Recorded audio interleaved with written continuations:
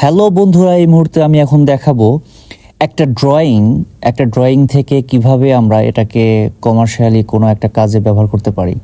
যেমন এই মুহূর্তে আমি যে ড্রয়িংটা করছি সেই ড্রয়িংটা একটা ফুললতা পাতা ড্রয়িং, সেখানে জাস্ট একটা তার সাথে ম্যাচ করে কোনো একটা লোগো, যেমন নেচার শপ, এই টাইপের একটা লোগোর সাথে নেচারের একটা ড্রয়িং, সেটাকে ড্রয়িং থেকে কিভাবে আমি এটা ইলাস্ট্রেটরে নিয়ে একটা লোগো আকারে রেডি করা যায় সেটা দেখাচ্ছি।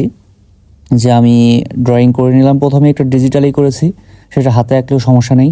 সেটাকে ইলাস্ট্রেটরে নিয়ে আমি জাস্ট কম্পিউটারাইজড করে এটাকে আমি পাত করে লোগোতে রূপান্তর করছি। এবং এই যে আর্টের সাথে কমার্শিয়ালি একটা ইউজের যে সম্পর্ক, এই সম্পর্কটা কিন্তু বড় একটা ফ্যাক্ট যে আমি আর্টকে কিভাবে কাজে লাগাইতে পারি।